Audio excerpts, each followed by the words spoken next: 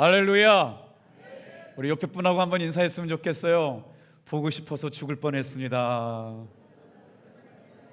아유, 한 2주 동안 못 뵀잖아요. 설 추석 때 못 보았고 체육대회 때 많은 분들이 오셨는데 또 생각보다 많은 분들이 안 오셨더라고요. 오늘은 창세기 38장 말씀을 가지고 유다 지파를 통해서 읽혀지는 복음이란 제목으로 함께 말씀의 은혜를 나누려고 그래요. 한 인터넷 잡지에서 이런 질문을 했습니다. 당신의 인생을 6단어로 표현해야 한다면 당신의 인생을 무엇이라고 적어보시겠어요? 오늘 하루를 살면서 여러분의 인생을 6단어로 한번 정의한다면 나는 뭐라고 정의해야 할까? 사람들이 이렇게 대답했습니다. 이빨 하나, 충치 하나, 잔인한 인생. 별로 느낌들이 없으시네. 암이라는 저주, 친구들이라는 축복, 점쟁이는 나더러 부자가 될 거라고 했다. 무덤은 건강보험에 들 걸이라고 말하지 않았다. 좋은 크리스찬은 아니지만 나는 지금 노력하고 있다. 일부 예배하고는 분위기가 사뭇 다르네요.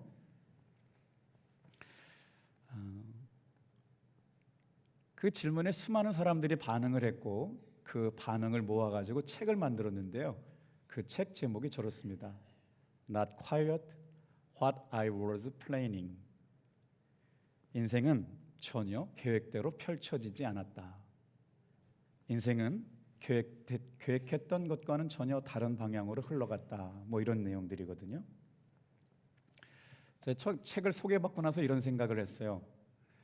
내가 살고 있는 인생을 6단어로 줄이라고 한다는 것은 지금 내가 집중해야 될 가장 중요한 한 가지가 무엇인가를 생각해 보세요 라고 하는 질문이에요. 우리는 2025년 살아 움직이는 교회가 되려고 그 슬로건 안에서 2025년을 살아왔거든요. 여러분 어떻게 살아 움직이는 교회 성도로서 살고 계신가요? 여러분이 오늘 중요하게 가장 여기는 단 한 가지 일은 어떤 일일까요? 저와 여러분의 삶에 하나님께서 부어주시는 생생한 간증이 다 같이 한번 따라해 볼까요? 우리 주 예수 그리스도. 제 인생 가운데 가장 중요한 6단어를 한 단어로 표현하자고 할 때 저 그렇게 썼어요.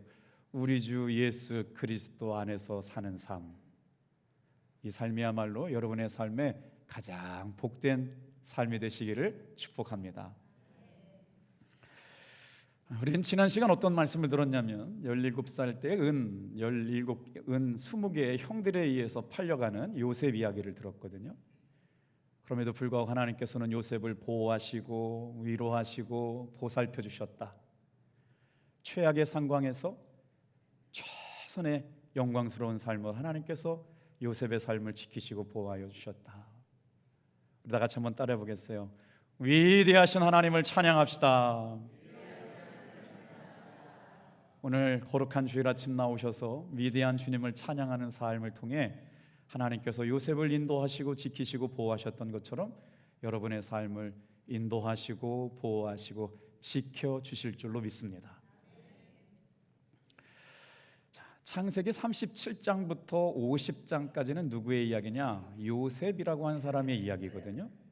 그런데 우리가 지난 시간 읽었던 요셉의 이야기가 끝나고 나서 계속 진행이 돼야 되는데 생뚱맞게 한 사람이 등장하게 되는데 그 사람의 이름이 누구냐면 유다라고 하는 사람의 이름이 등장해요.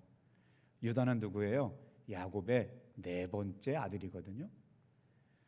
그런데 오늘 38장 말씀을 읽고 오신 분들 계실지 모르겠지만 이게 무슨 얘기냐면요, 시아버지 유다와 며느리 다말의 불륜 사건, 성적 관계를 시아버지와 며느리가 맺었다. 참 통속소설을 삼류 통속소설에도 이런 내용들이 등장하지 않는데 거룩한 하나님의 말씀에 세상에 시아버지와 며느리가 그렇고 그런 사이가 됐다. 이걸 우리가 읽고 무슨 은혜를 받을 수가 있을까요? 그런데 여러분, 성경학자 매튜 헨리는 이런 말을 했습니다. 창세기 38장 유다 이야기만 보면 아무도 그를 칭찬할 만한 사람이 없을 것이다. 그래서 요셉 이야기가 끝나는 범위 내에서 38장에 유다 이야기가 등장하는 이야기를 사람들은 이렇게 생각했어요. 이렇게 부끄럽고 창피한 얘기는 성경에서 없애버렸으면 참 좋았을 걸. 그런데 성경은 유다가 잘못한 범죄 이야기, 부끄러운 이야기, 수치스러운 이야기를 그대로 기록해 놓고 있어요. 그리고 나서 저는 책 제목을, 설교 제목을 이렇게 잡았어요. 다 같이 한번 따라해 볼게요. 유다 지파를 통해서 읽혀지는 복음. 자, 성경은 아무것도 숨기지 않은 채 유다라고 하는 사람과 다말 며느리 사이에서 일어난 이야기를 통해서 아주 중요한 복음 이야기를 들려주는데, 자, 여기에 담겨져 있는 두 가지 중요한 교훈을 먼저 말씀드려 볼게요. 왜 우리가 신앙생활하면서 주일날 예배 자리에 머물러 있어야 될까요? 왜 우리가 신앙생활하면서 주일날 교회 나와서 은혜 받는 자리에 머물러 있어야 될까요? 유다라고 하는 사람이 신앙 공동체를 떠나고 말씀을 떠나고 하나님의 은혜를 떠나고 나서부터 겪게 되는 삶의 비극이 여러분 창세기 38장에 오롯이 기록되어 있기 때문에 그렇습니다. 주일날 예배 한번 안 드리는 게 뭐 대단한 일인가? 라는 생각을 갖고 있거나, 직장생활하면서 술 좀 한번 안 먹어본 사람이 어디 있느냐? 라고 생각하거나, 부부생활하면서 외도 한번 안 해보고 사는 사람이 어디 있나? 라고 말하는 사람들은 오늘 말씀을 아주 귀를 쫑긋 세워놓고 읽어볼 필요가 있습니다. 무시무시하고 엄청난 이야기가 등장하거든요.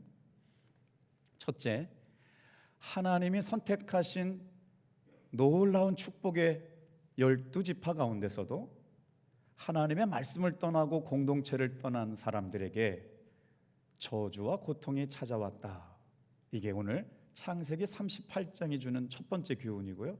두 번째 교훈은 뭐냐? 우리가 아무리 죄가 많고 허물이 많고 부족하더라도 하나님께서는 우리를 사랑하시고 끝까지 사랑하셨다. 이게 지금 우리가 유다 지파 이야기를 통해서 읽혀지는 복음 이야기를 묵상하려고 그래요. 자, 그러면 여러분, 유다가 그렇게 어떤 죄를 그렇게 크게 졌길래 하나님께서 유다를 통해서 인생에 겪을 수 없는 비극을 만나게 되었는지 한번 유다의 삶 속으로 들어보겠어요. 세 가지를 묵상할 텐데 첫 번째 한번 따라해 보시겠어요? 다 같이 한번 따라합니다. 신앙 공동체를 떠나면 위기를 맞게 됩니다. 자, 우리 1절 말씀 같이 한번 읽어보면서 유다에게 일어난 일들을 한번 찾아볼게요. 같이 읽어보세요. 여러분들 찾아보세요. 시작. 그 후에 유다가 자기 형제들로부터 떠나 내려가서 아둘람 사람 히라와 가까이 하니라. 여러분, 오늘 누구랑 같이 있느냐가 얼마나 중요한 줄 아세요? 어떤 사람과 함께 있느냐가 얼마나 중요한 줄 아세요? 어디에 있느냐가 왜 그렇게 중요한 줄 아세요? 지금 여러분 6,000년 전에 기록됐던 성경 유다의 삶을 조명하면서 그가 어디에 있었는지, 누구를 만났는지, 무엇을 하고 살아갔는지를 정확하게 기다리고 있는데, 유다가 그의 형제들로부터 떨어져 나와서 이방 땅 사람들이 살고 있는 아둘람이라고 하는 곳에 가서 살게 되었다라고 이렇게 기록해 놓고 있어요. 이게 어떤 영적인 의미가 있을까요? 우리가 성경을 읽을 때 여러분 꼭 유튜브 방송을 보시고 여러분 캡처해가지고 가지고 계시면 성경을 읽는데 눈이 이렇게 생장점이 터지게 되는 지도 한 장을 보여드릴게요. 두 장을 보여드릴 건데 잘 보세요. 자, 창세기 38장에 등장하고 있거나 구약 성경 전체에 등장하고 있는 이스라엘의 땅의 지도는 네 가지 길로 통하게 되어 있습니다. 자, 지중해 저쪽에 아름다운 해변길이 있는데 가사에서 가이사랴 갈멜산으로 이어지는 지중해 해안에 있는 도로를 무슨 도로라고 그러냐면 국제도로라고 그래요. 국제해안도로거든요. 그 지역은 블레셋 사람들이 지배하고 있었고, 지금으로 말하면 팔레스타인 지역이고, 요즘 얘기로 말하면 분쟁이 끊이지 않고 있는 가자 지구 정도가 되겠습니다. 그러고 나서 두 번째 길이 있거든요. 그게 이제 모든 성경 이야기가 거기서 다 이루어지고 있어요. 누가 있어요? 족장 이야기. 그래서 족장의 길로 명명되어 있는 이야기들인데, 아브라함이 그 길을 다녔고요, 이삭이 그 길을 다녔고 야곱도 그 길을 다녔고 요셉도 저 족장의 길 끝에 도단에 있는 데서 팔려나가게 되거든요. 그래서 부엘세바, 헤브론, 예루살렘, 사마리아, 세겜, 나사렛까지 이르게 되는 그 길, 두 번째 길이 바로 족장의 길이고요. 그리고 요단에서 여리고로 내려가는 그 사이길 세 번째 길은 바로 그렇습니다. 계곡길이라고 하는 길이 있고, 여러분 보시기에 제일 왼쪽 편에 있는 도로가 뭐냐면 왕의 도로라고 하는 도로예요. 느보산, 함몬, 길르앗, 바산으로 행하는 그 네 가지 도로가 바로 성경 구약에 나오는 전체 도로입니다. 두 번째 사진을 보면서 창세기 38장 이야기를 듣게요. 지금 우리는 두 번째 도로를 보고 있고요. 자, 아버지 야곱은 어디에 머물러 있어요? 헤브론이라고 하는 곳에 머물러 있습니다. 거긴 어디예요? 아브라함이 하나님을 만났던 곳이고요. 거기 어떤 곳이에요? 하나님의 이야기와 하나님의 말씀이 있는 곳이고요. 거기가 어디예요? 하나님의 살아계신 이야기를 듣던 성도들이 함께 있던 곳이고요. 삶을 나누고 말씀을 나누고 은혜를 나눴던 곳이거든요. 오늘로 말하면 탑동교회가 헤브론인 줄로 믿습니다. 근데 지금요, 누가요? 야곱의 네 번째 아들 유다가 헤브론을 떠나서 아둘람이라고 하는 곳까지 가는데 북서쪽 24km까지 올라가게 됐다. 거리로 따지면 서산 정도밖에 되지 않는 거리인데 성경은 이 사건으로 말미암아 유다에게 있어서 엄청난 삶의 비극이 찾아온다고 말하고 있는 거예요. 자, 우리가 창세기 37장에 루벤이라고 하는 야곱의 장자가 어떻게 삶을 살았는지, 그리고 네 번째 아들이었던 유다가 어떤 삶을 살았는지를 잠깐 두 절만 읽고 38장으로 넘어올게요. 자, 창세기 37장 루벤이 요셉을 지키는 이야기부터 읽어볼게요. 우리 같이 한번 큰 소리로 함께 읽어보겠습니다. 시작. 루벤이 또 그들에게 이르되 피를 흘리지 말라. 그를 광야 그 구덩이에 던지고 손을 그에게 대지 말라 하니 이는 그가 요셉을 그들의 손에서 구출하여 그의 아버지에게로 돌려보내려 함이었더라. 저도 형제가 되게 많은 집에서 자랐기 때문에요, 형제가 많으면 가정사에 여러 가지 이야기들이 많이 드러납니다. 근데 야곱의 형제는 어떻게 됐어요? 형이 여러분 10명이나 있었어요. 한 명의 누나가 있었고요.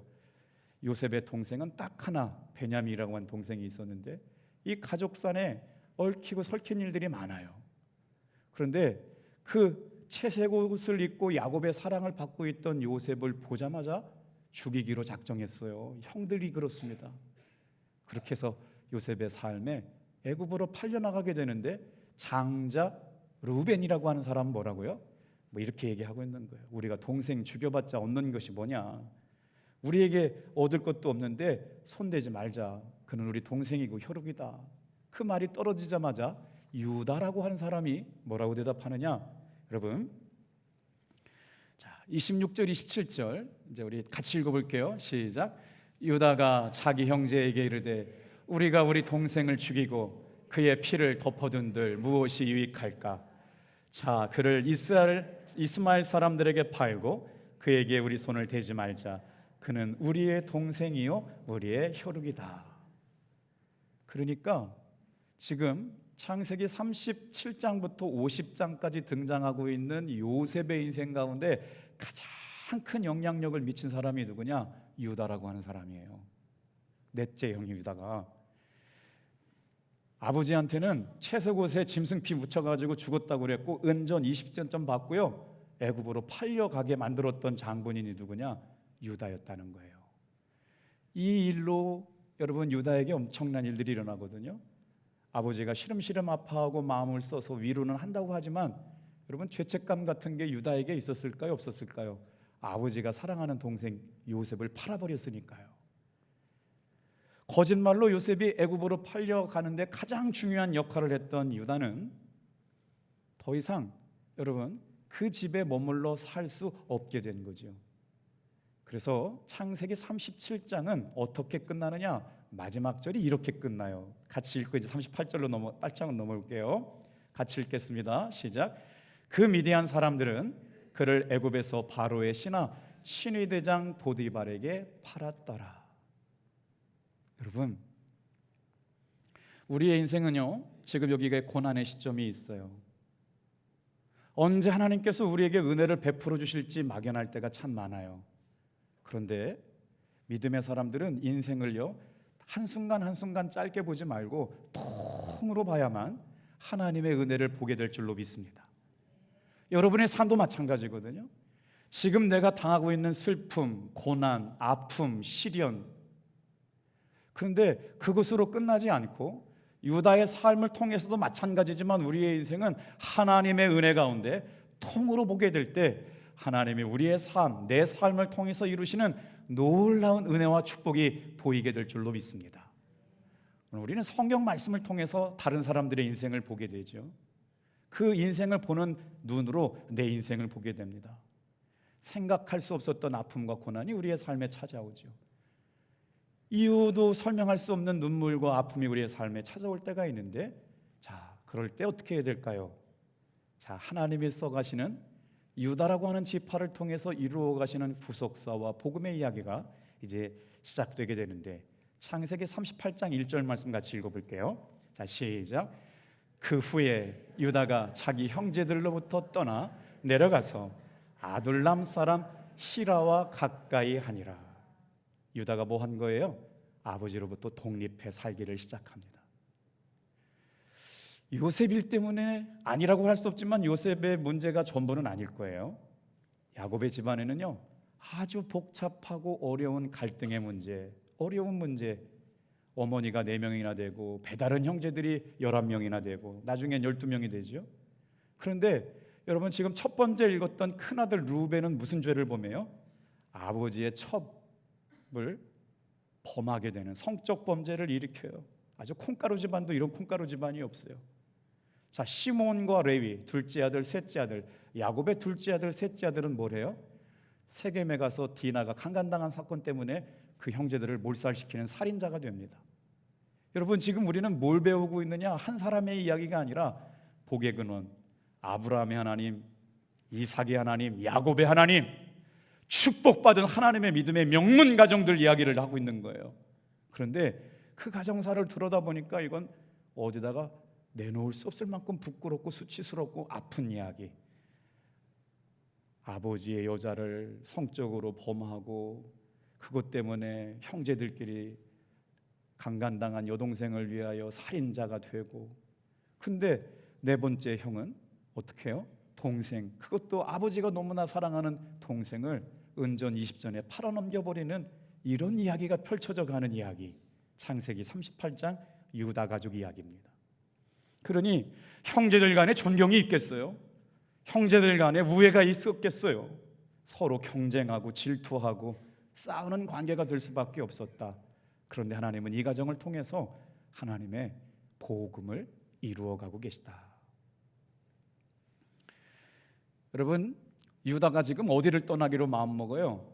하나님의 은혜가 있는 신앙 공동체, 아브라함이 하나님의 말씀이 있는 곳, 은혜가 있는 곳, 하나님의 증거가 있는 곳, 하나님의 이야기가 있는 곳, 하나님의 간증이 있는 곳. 사랑하는 성도 여러분, 주일날 예배 시간마다 하나님의 이야기가 들려지기를 축복합니다.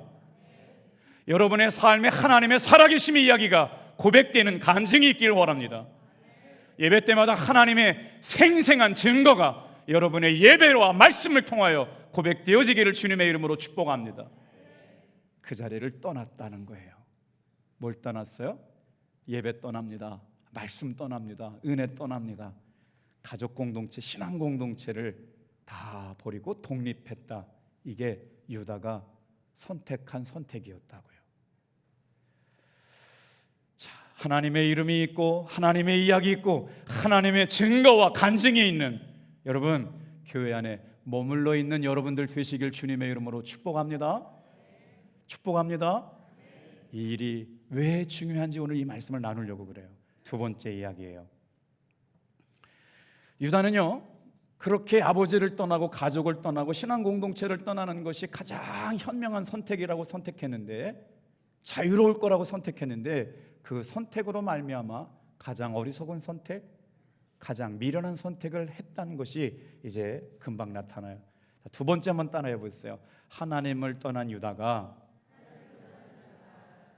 겪게 되는 세 가지 비극. 우리 옆에 분하고 인사하겠어요. 주일날 예배 때 뵈니까 너무 좋습니다. 10월달 되시고 나서 우리 교회 성도님들이 아프시고 병원에 입원하시고 힘든 일을 겪는 분들이 많으세요. 그런데 주일날 예배 때 이렇게 나와서 예배 드린다는 게 얼마나 감사한지 모르겠어요. 다시 한번 또 인사해 보겠어요. 보고 싶어서 죽을 뻔했어요. 시작.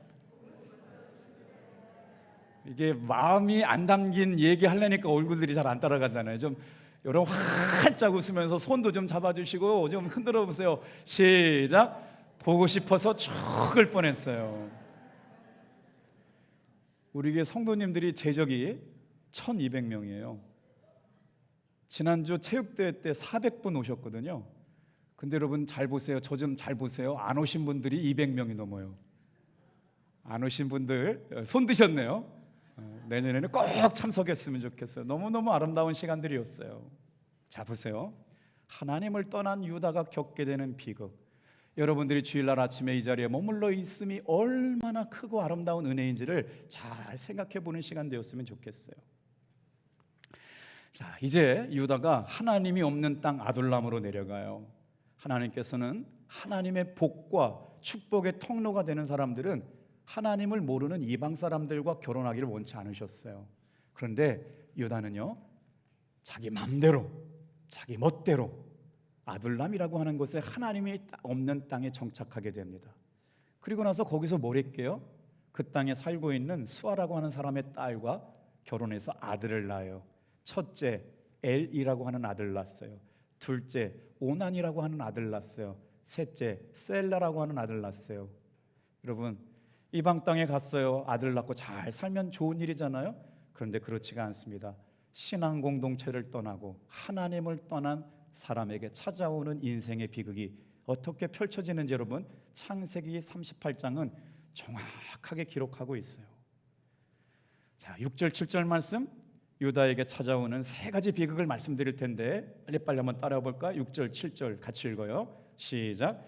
유다가 장자 엘을 위하여 아내를 데려오니 그의 이름은 다말이더라. 유다의 장자 엘이 여호와 보시기에 악함으로 여호와께서 그를 죽이신지라. 짧게 기록되어 있지만 의미심장한 내용이 기록되어 있어요. 여러분 성경 읽으시다가 하나님이 누구를 죽이셨다라는 얘기 기억나세요? 특별히 기억나지 않아요. 그런데 하나님께서 유다의 첫 번째 아들 엘이 악함으로 그를 죽이셨더라. 얼마나 악했길래 하나님이 두고 볼 수 없어서 그 아들을 죽이셨다. 왜 이런 일이 유다의 가문에 일어나게 됐을까요? 말씀 없이 살아가는 것, 하나님의 은혜와 하나님의 사랑 없이 세상적인 방법으로 공부해라, 돈 벌어라, 출세해라, 잘 되라 라고 하는 교육받고 살아갔던 엘이 얼마나 하나님 앞에 악했는지 그의 삶은 한자도 설명도 안 됩니다. 그가 악함으로 하나님께서 죽이셨다. 신앙 공동체를 떠나고 아버지가 하나님을 만났던 믿음의 공동체를 떠나고 은혜 떠나고 말씀 떠난 사람에게 찾아온 첫 번째 비극, 그가 하나님께서 그의 아들을 데려가셨다. 9절 10절 또 다른 비극이 유다에게 찾아옵니다. 9절 10절 같이 읽어볼게요. 시작. 오난이 그 씨가 자기 것이 되지 않을 줄 알므로 형수에게 들어갔을 때 그의 형에게 씨를 주지 아니하려고 땅에 설정하매 그 일이 여호와 보시기에 악함으로 여호와께서 그도 죽이시니. 첫째 아들 엘이 죽었어요. 그도 죽이시면 누가 죽었어요? 둘째 아들 오난도 죽었어요. 아니 도대체 헤브론에 살고 있던 유다가 잠깐 결혼하겠다고 죄책감과 수치심 때문에 형제를 떠나서 아둘람이라고 하는 땅에 살고 정착한 것이 하나님 보시기에 얼마나 진리가 아니었길래 큰아들 죽고 둘째 아들 죽어요. 근데 오난이 죽은 이유는 좀 달라요. 형이 죽으면 형의 동생이 형의 아내를 취하게 되어 있어요. 그래서 뭘 해야 돼요? 고대 사회에서는 씨가 중요했기 때문에 동생을 통해서라도 형수가 씨를 얻게 되는 것, 이게 그때 전통이었어요. 이걸 뭐라 그래요? 형사 취수제라고 그러잖아요. 그런데 오난이 뭐라고 성경에 기록되어 있느냐? 자기가 씨를 주어도 자기 씨가 되지 못할 것을 알아서 다말에게 씨를 주지 않게 되었다. 하나님의 말씀에 불순종하고 살아가는 누구요? 엘이요.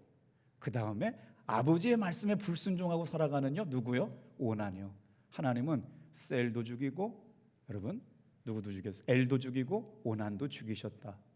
한 가족이 하나님을 떠나고 신앙 공동체를 떠나고 말씀과 교회를 떠남으로 말미암아 풍비박살되는데, 여러분 지금 우리가 말하는 단도직입적으로 말씀드리면 신앙생활하다 시험 들어서 교회 떠난 거라고요. 부끄럽고 수치신 일 생겨가지고 이따위 교회 예수 안 믿어도 된다 교회 떠난 일이라고요. 그런데 그 가정에 두 아들이 죽게 되는 게 첫 번째 비극이었어요. 두 번째 비극이 뭘까요? 그의 아내까지 죽게 됩니다. 자, 11절 같이 한번 읽어볼게요. 그의 두 번째 비극은 다 같이 한번 따라해 보세요. 유다는 인생의 목표와 비전을 잃어버렸다. 하나님의 은혜와 신앙 공동체를 떠나서 어떻게 살게 되느냐? 목적과 비전이 없는 삶을 살게 되었다는 거예요. 11절 같이 한번 읽어볼게요. 시작. 유다가 그의 며느리 다말에게 이르되 수조라고 내 아버지 집에 있어 내 아들 셀라가 장성하기를 기다리라 하니 셀라도 그 형들같이 죽을까 염려함이라. 다말이 가서 그의 아버지 집에 있으니라. 여러분 저를 한번 바라봐 주시겠어요? 누군가가 저에게 예수 믿는 이유가 무엇이냐고 묻는다면 저는 오늘 이렇게 설명하고 싶어요. 다 같이 한번 따라하세요. 믿음으로 인생의 문제가 돌파됩니다. 여러분의 삶에 누군가가 오늘 주일날 예배를 들어가서 어떤 삶을 살기를 원하고 기대하냐고 묻는다면 저는 이렇게 말하고 싶어요. 저는 예수를 믿음으로 말미암아 제 삶에 찾아온 문제가 돌파될 것을 믿습니다. 우리 아멘 소리 크게 한번 해볼까요? 할렐루야! 여러분에게 누군가 물어서 주일날 예배를 드리고 있는 이유가 무엇이냐고 묻는다면 여러분의 문장으로 설명할 수 있게 되는 것이 뭐냐면 간증입니다. 나는 이런 이유와 때문에 나는 예수님을 믿습니다. 유다는요 자신의 첫째 아들이 죽고 둘째 아들이 죽는데 자신의 문제가 뭔지 몰랐어요. 인생의 목적과 비전을 잃어버렸어요. 그리고 나서 어떻게 살아요? 정말 자포자기하는 심정으로 인생을 살아가게 돼요. 사랑하는 성도 여러분, 왜 우리가 주일날 예배드리는 것이 중요한 줄 아십니까? 여러분의 삶의 존재와 이유와 목적이 분명해지게 될 줄로 믿습니다. 내가 살아가는 이유가 이것이구나, 내가 돈 버는 이유가 문제 이것이구나. 인생의 문제가 다가올 때마다 해결 방법이 다릅니다. 하나님이 역사하실 거야, 하나님이 도와주실 거야, 하나님이 응답하실 거야 라고 하는 믿음의 고백이 저와 여러분의 삶의 문제를 해결하게 하실 것이라고 믿는 분만 크게 아멘 할까요? 할렐루야! 할렐루야! 유다는 자신의 삶의 문제를 해결하지 못하고요, 목적 없이 삶이 뒤죽박죽해지기 시작했어요. 그러는 상황 가운데 자포자기하게 됐죠. 왜 이럴까요? 첫째 아들 죽습니다. 둘째 아들 죽습니다. 셋째 사건은 뭐냐면요, 아내가 죽어요. 여러분, 한 가정에 하나님을 떠났다라고 하는 것, 신앙 공동체를 떠났다고 그래서 첫째 아들 죽고 둘째 아들 죽고 아내까지 죽게 되는 이야기가 성경 속에 있어요. 근데 여러분, 여기로 끝나지 않습니다. 성경은 누가 죽었느냐라고 하는 것 때문에 비극이라고 얘기하잖아요. 그것 때문에 자신의 삶에 어떻게 반응하고 살아가느냐, 삶의 태도를 묻습니다. 유다의 세 번째 비극은요, 아내가 죽었을 때 하나님이 주신 거룩함, 하나님이 주시는 도덕, 그 성결함과 순결함을 잃어버리게 돼요. 아니, 혼자 사는 남자가 뭐 창녀하고 몸 좀 섞을 수 있지 라고 생각할 수 있겠죠? 거기서부터 우리의 거룩이 무너져요. 혼자 살고 있는 남자가 좀 뭐 외도 좀 할 수 있지 라고 하는 것이 여러분 기준이 없다 보면 유다처럼 큰 낭패와 아픔을 겪게 됩니다. 유다는 몸을 파는 창녀와 잠자리를 하게 되면서 자신의 삶에 감출 수 없는 세 번째 비극, 하나님이 주신 거룩함과 자신의 삶의 도덕성을 무너뜨리게 된다는 거예요. 어떤 일이 있었어요? 유다가 아내의 장례를 마치고 나서 친구가 살고 있는 아둘람 사람 히라와 함께 지내므로 뭐예요? 올라가가지고 양털 깎는 축제. 여러분, 유목민들에게 양털 깎는 날은 돈을 제일 많이 버는 날이에요. 지금까지 농사진 거 결산하는 날이니까 얼마나 기뻤겠어요. 아내도 없어요. 부어라 마셨겠죠. 그리고 양털을 깎았으니까 지갑도 두둑해졌죠. 생각나는 게 뭐예요? 근데 그때를 놓치지 않고 다말이 뭐야 그래요? 지금 셋째 아들은요 나이가 얼마 안 됐어요.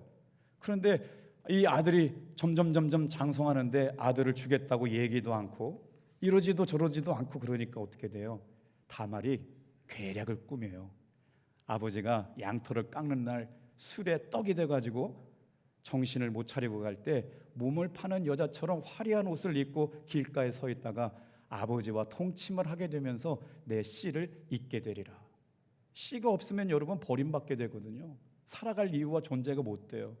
그래서 어떻게 돼요? 세상에 통속소설도 이런 통속소설이 없어요. 콩가루 집안도 이런 콩가루 집안이 없어요. 술에 잔뜩 떡이 된 유다가 길가에 나와 있는 어떤 여인하고 잠자리를 하게 되는데 뭐라고 얘기해요? 그랬더니 세상에 오늘 이런 이야기를 통해서 우리가 깨닫게 되는 중요한 교훈이 있어요. 다 같이 한번 따라해 볼게요. 신앙 공동체를 떠나면 부도덕한 인생을 살기가 쉽다. 우리 하나님의 사람들이 거룩한 예배의 자리, 은혜의 자리를 떠나고 나면 하나님의 거룩함을 잃어버리고 양심의 도덕성을 잃어버려서 되는 대로 살아가요. 그냥 삶의 기준이 없어 살아가요. 지금 유다가 하나님을 떠나서 경험하게 되는 거룩함과 도덕성이 상실된 그때 감당하기 어려운 수치를 맞게 돼요. 며느리가 몸을 파는 창녀인 줄 알고 며느리와 성적 관계를 맺는 이야기가 창세기 38장에 기록되었다. 이게 창세기 38장이 이야기하고 있는 내용입니다. 시아버지 유다가 며느리 다말, 큰 아들 며느리와 잠자리를 하게 됐다. 자신도 모르게 세상과 타협하고 그를 막아줄 사람이 하나도 없어요. 결국 이것이 바로 유다가 잃게 된 삶의 비극이었어요. 며느리가 창녀인지도 모르고 그녀에게 나가서 뭐라 그래요? 나로 너에게 들어가게 해라. 그랬더니 무엇을 주고 내게 들여오려고 하십니까? 그랬더니 다말 며느리가 이래요. 유다는 이렇게 대답했죠. 내가 염소 새끼를 주마. 다말이 염소 새끼가 나올 때까지 기다릴 수가 없으니까 담보물로 당신의 도장과 끈과 당신의 손에 들고 있는 지팡이를 주십시오. 그렇게 해라. 그래서 다말과 유다가 여러분 그렇고 그런 관계를 맺게 되죠. 그리고 나서 이제 3달이 지나갑니다. 그런데 유다가 생각해 보니까 자기가 엄청난 실수, 허물, 수치를 만나가지고 지금 갚아야 되겠다 생각난 거죠. 성적 대가 뭐예요? 염소를 줘야 되니까 가지고 가갖고 친구한테 물어보니까 지금 네가 살고 거기서 만났던 자리에는 몸 파는 창녀가 없다는 이야기를 듣게 되는 거예요. 그때 깨닫게 된 거죠. 아, 엄청난 실수를 범하게 되었다. 사랑하는 성도 여러분, 하나님의 사람이 있어야 할 자리는 예배의 자리인 줄로 믿습니다. 하나님의 사람이 있어야 할 자리는 은혜의 자리인 줄로 믿습니다. 하나님이 사람이 있어야 할 자리는 여러분 기도하며 말씀 보는 자리에 있을 때 여러분 삶의 이유와 존재가 분명하게 드러나게 될 줄 믿습니다. 잠깐 떠난 건 줄 알았는데 큰아들 잃고 둘째 아들 잃고 도덕적 삶의 목표를 잃어버리고 순결을 잃어버리게 됐다. 그리고 났더니 어떤 일들이 일어나요? 24절, 25절까지 읽어보겠어요. 자, 시작. 석 달 후에쯤에 어떤 사람이 유다에게 일러 하라되 내 며느리 다말이 행음하였고 그 행음함으로 말미암아 임신하였느니라. 유다가 이르되 그를 끌어내야 불사르라. 세상에 말이에요. 이런 불결한 며느리와 함께 살 수 없다고 그 며느리 다말을 데려다가 불사르라고 얘기합니다. 그랬더니 다말이 뭐라고 그래요? 잠깐만요. 이 물건의 주인 때문에 내가 잉태하게 됐습니다. 이것 보세요. 도장과 끈과 지팡이를 보세요. 누가 봤어요? 유다가 보니까 누구 거예요? 자기 건 줄 알게 된 거예요. 그녀의 말이 옳도다. 그리고 나서 쌍둥이를 낳아요. 베레스와 세라가 나와요. 그리고 나서 베레스라고 하는 사람의 후손을 통해서 우리 주 예수 그리스도가 이 땅에 찾아오게 되시는 줄로 믿습니다. 자, 하나님을 떠난 유다에게 두 아들을 잃었어요. 하나님을 떠난 유다는 인생의 목표와 비전을 잃어버렸어요. 하나님을 떠난 유다는 거룩함과 도덕성을 잃어버렸어요. 자, 그러면 이렇게 통속소설만큼 못하는 이런 이야기를 통해서 우리는 어떻게 복음을 읽어내야 될까? 이제 세 번째 26절부터 하나님의 써가시는 복음 이야기가 등장합니다. 다 같이 한번 따라해 볼까요? 우리의 죄보다 하나님의 사랑이 더 크다.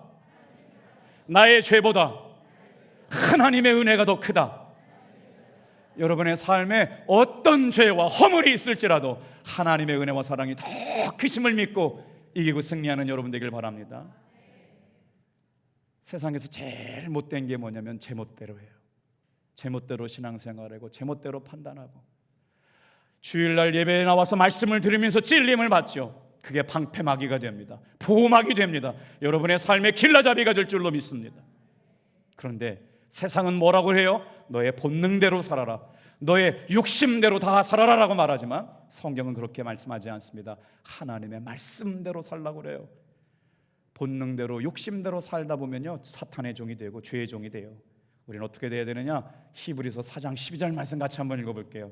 자, 시작. 하나님의 말씀은 살아있고 활력이 있어 좌우의 날선 어떤 것보다도 예리하여 혼과 영과 및 관절과 골수를 찔러 쪼개기까지 하며 마음의 생각과 뜻을 판단하리라. 이 험한 세상 하나님의 말씀에 도움받고 힘으로도 여러분 해석하고 살아갈 수 있는 여러분 되길 축복합니다. 그리고 나서 어떤 일이 일어나요? 26절 읽어볼게요. 놀라운 반전이 시작됩니다. 시작. 유다가 그것을 알아보고 이르되 그는 나보다 옳도다. 내가 그를 내 아들 셀라에게 주지 아니하였으므로다 하고 다시는 그를 가까이 하지 아니하였더라. 이걸 뭐라고 얘기하느냐? 성도가 끊어야 할 것 끊고 하지 말아야 할 것 하지 않고 취하지 않고 바라보지 않고 끊어내는 것, 육신의 정욕, 안목의 정욕, 이 생의 자랑을 끊어내고 사는 것, 이거를 회개라고 말합니다. 이때부터 회복이 시작되고 새로운 하나님이 써가시는 구속의 역사가 이어져가는 축복의 통로가 될 줄로 믿습니다. 우리는 지금 부끄럽게 이야기했던 시아버지 유다와 다말의 이야기를 보면서 하나님이 써가시는 복음, 구속의 이야기를 읽고 있습니다. 어떤 일들이 있었을까요? 다시는 세상에 물들지 않고 도덕성과 거룩함을 회복하며 하나님 앞에 그곳을 가까이 하지 않겠다고 하는 유다의 고백을 통하여 하나님께서는 용서하시고 회복시켜 주세요. 27절 해산할 때 보니 쌍태라. 29절 그 이름을 베레스라 불렀더라. 30절 그 이름을 세라라 불렀더라. 베레스를 통해 가지고요 누가 나타난다고요? 우리 주 예수 그리스도가 오셔요. 이렇게 콩가루 집안 같고 약하고 악하고 허물투성이인 유다를 통해서요 12지파의 가장 강력한 왕 다윗이 등장을 하고 그 12지파 이렇게 허물 많은 약한 12지파를 통해 여러분 베레스를 통해서 우리 주 예수 그리스도의 직계 가족이 되는 줄로 믿습니다. 오늘 말씀의 소망이 뭐예요? 하나님은 나의 연약함, 부족함도 용서하시고 회개하고 돌아오는 사람들을 통하여 여러분 끝까지 복 주시는 하나님이신 줄로 믿습니다. 다 같이 한번 따라합시다. 신앙 공동체를 떠나지 마십시오. 마지막 순간까지 하나님의 은혜와 사랑을